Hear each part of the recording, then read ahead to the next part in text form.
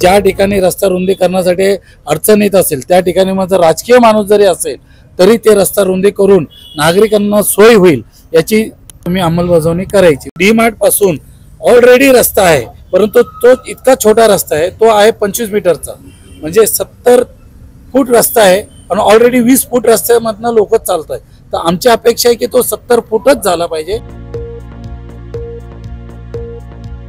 आज आपण उपस्थित आहे कोंढवा पोलीस स्टेशन मध्ये। इथं आज इथे कोंढवा मधले बरेच सोसायटीचे लोक इथं उपस्थित आहे। ट्रॅफिक डिव्हिजन मध्ये ट्रॅफिकचं जे रूट आहे ते चेंज करण्यात आलेला होता असं सांगितलं गेलं होतं। तर त्यासाठी जे लोक आहेत ट्रॅफिकचे जे रहिवासी इथले ते त्याला ॲग्री नाही आहेत। तर काय प्रकरण आहे नेमकी काय आहे आपण इथल्या रहिवासीकडनं जाणून घेऊया।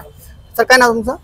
अकील सय्यद। अकील अहमद सय्यद। काय प्रकरण आहे इथं का जमा झालंय तुम्ही सगळं? आमच्या आता कोण्यामध्ये पेपरमध्ये ते DCP साहेबांनी असं सांगितलं होतं का ते गंगाधामची जी ट्रॅफिक आहे हेवी ट्रॅफिक ते तिथं ॲक्सिडेंट झाल्यामुळे ह्या साईडला आपल्याला डायव्हर्शन करणार आहे ते म्हणून जर कोणाचं ऑब्जेक्शन होतं तर ते नोंदवा म्हणून ते आम्ही त्यासाठी पवार साहेबांना भेटण्यासाठी आलो आमचे ऑब्जेक्शन वो करने के लिए। और पूरे कोंढवा का उसके साथ पहले ही मसले इतने प्रॉब्लम्स है उसमें और ये होगा तो बच्चों से लेके बूढ़े तक पवार साहेब काय प्रकरण आहे नेमकी? याच्यामध्ये जो VIT कॉलेजचा रस्ता आहे गंगाधामकडे जाणारा तिथून हेवी ट्रॅफिक सकाळी 7 पासून रात्री 10 पर्यंत बंद केलेला आहे।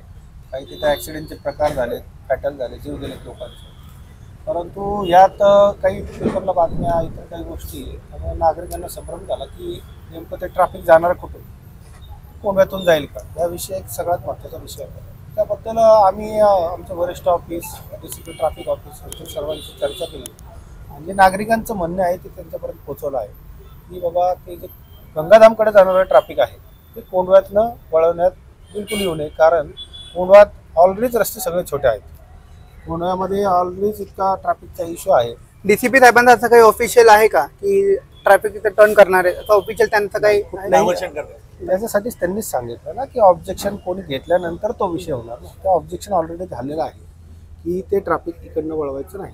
इथं जे बाकी सिटीसाठी जो रेग्युलर जो आहे आदेश तोच कोंढव्यासाठी राहणार आहे।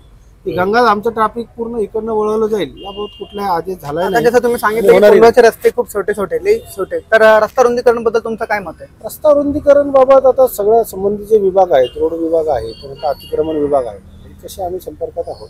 काही ठिकाणी अतिक्रमण आहेत, काही ठिकाणी बऱ्याच ठिकाणी कामं चाललेली आहेत। ही कामं आपल्याला लवकरात लवकर करून घ्यायला लागतील, त्यामध्ये आपलाही सहभाग नागरिकांचा लागणार आहे आणि इतर जे विभाग आहेत त्यांच्याकडनं फॉलोअप घेतल्यानंतर मला वाटतं नक्कीच यात काही सुधारणा होती। सगळ्यांनी मिळून करूया, जे काही चांगलं होईल ते सर्वांसाठीच फायद्याचं राहील। 2 ते 5 वर्षापासून तुम्ही रस्ता रुंदीकरणच्या मागे लागलेले आहेत, तर काय होत का नाही, काय प्रॉब्लेम तुम्हाला? त्याची कारण अशी आहेत की ज्योतीपासून जर आपण पुढे आलो तर ते गावाचा रस्ता आहे, गावाच्या रस्त्यासमोर सगळे दुकानांनी अतिक्रमण करून ठेवलेलं आहे। आणि त्यात होतं काय की जास्तीत जास्त त्या गावामध्ये राहणाऱ्या लोकांची ती दुकान आहेत। आता ते अनधिकृत दुकान आहेत ज्यात काही राजकीय लोकांची दुकान आहेत। त्यामुळे काय होतं की या राजकीय दबावामुळे तो रस्ता रुंदीकरण होत नाही।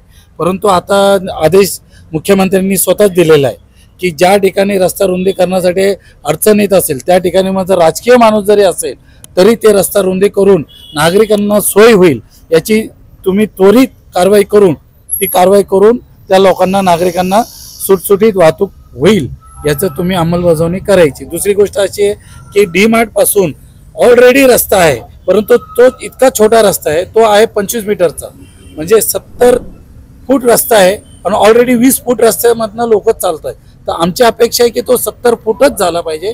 हा 44 मीटरचा रस्ता आहे, हा 180 फूट ऐवजी आम्हाला 120 फूट द्या।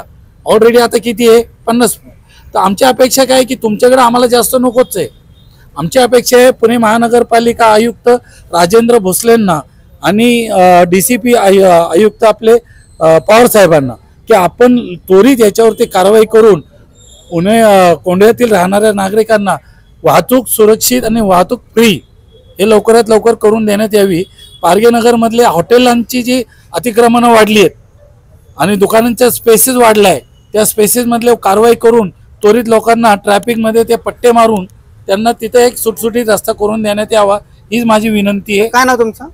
जावेद। राहिला कुठे तुम्ही? कोंढव्यात राहिला। तर कोंढव्याच्या ट्रॅफिकमध्ये तुम्ही येता जाता तर तुम्हाला काय तुमचं काय मत आहे? ट्रैफिक का मसला तो बहुत बड़ा मसला है कोंढवा के अंदर। ट्रैफिक के अंदर एक बार आदमी फंस गया तो 1-1 घंटा 2-2 घंटे ट्रैफिक में फंस रहा।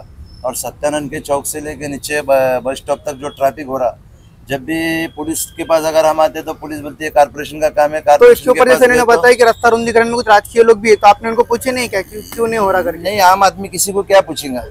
आम आदमी क्यों नहीं पूछा? आम आदमी क्या पूछेंगे? आम आदमी का कौन सुन रहा है इधर?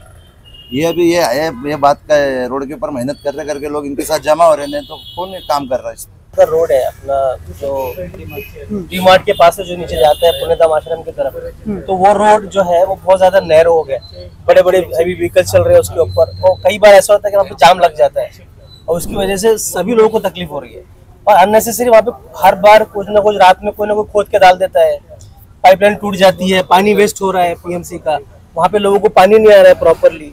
ये सब किस वजह से हो रहा है? वो जाम होने की वजह से, वो खोदने की वजह से। एलएनटी वाले काम कर रहे हैं वहाँ पे, कभी भी खोद के डाल देते हैं, पाइपलाइन टूट जाती है, ये सारे इश्यूज वहाँ पे हो रहे हैं, उसकी वजह से लोगों को बहुत तकलीफ हो रही है। इसके बारे में नगर पालिका में कंप्लेंट की है? नगर पालिका में इसके पहले हम लोग गए भी थे, मेरे ख्याल से आलम के भाई के साथ में हम लोग गए भी थे वहाँ पे, कंप्लेंट भी की है, कुलकर्णी साहब से मिले भी थे हम लोग, उन्होंने बोला मैं देखता हूँ करके वहाँ पे, लेकिन ऐसा कुछ हो रहा है ग्राउंड पे, तो ऐसा कुछ नहीं हो। दिल्ली वाले के वहाँ पे भी रिक्शा स्टैंड है, उसके सामने भी रिक्शा स्टैंड है, और हमारा जो सत्यानंद के वजह वहाँ पे इतने रिक्शा स्टैंड की जरूरत क्या है? उन लोगों की वजह से तकलीफ हो रहा है सबको, हमारे को बहुत ट्रैफिक है वहाँ पे, रोज आना, शाम को आप आके देखिए मीटर नगर में वेस्टर्न बेकरी पर आप जा ही नहीं सकते। अच्छा, रिक्षावाल्यांच्या बाबतीत एक विचारायचं होतं की रिक्षावाल्यांच्या बाबतीत आता असे किती रिक्षावाले जे ऑथराइज आहे लाईनवर, रिक्षा लाईन वरती किती रिक्षावाले जे ऑथराइज आहे? कारण की रिक्षावाल्यांचा जे व्यवहार आहे ना परमिट एक्झॅक्ट आकडा काढून आम्ही देऊ शकतो, आता मला लगेच सांगता येतं. काही अथॉराइज रिक्षा स्टँड आहेत, तसे अथॉराइज रिक्षावाले सुद्धा आहेत. त्यांचा व्यवहार पण बरोबर नसा तर बरेच नागरिकांची तक्रार आहे. त्याच्यासाठी दररोज रिक्षावाल्यांवरती कारवाई होते, त्याचा डाटा आपल्याकडे आहे. असं नाहीये की त्यांच्यावर कुठलीच कारवाई होत नाही, की पार्किंगच्या ठिकाणा व्यतिरिक्त दुसरीकडे पार्किंग करणे, युनिफॉर्म न घालणे, फ्रंट सीट चालवणे, याबाबत सातत्याने दररोज पुण्यामध्ये कारवाई होत असते आणि यापुढे पण होणार आहे. आता यांनी जे सांगितले काही पॉईंट, त्याच्यावरती आम्ही विशेष लक्ष देऊ, या ठिकाणी जामीन होणार नाही याची आवश्यकता. कोणाच्या नागरिकांची अडचण राजकीय नेते बरोबर नाही किंवा ट्रॅफिक खूप जास्त आहे, याच्यावरती प्रशासनाने लक्ष द्यावे. मी श्वेब खादी एक्सप्रेस सोबत, धन्यवाद.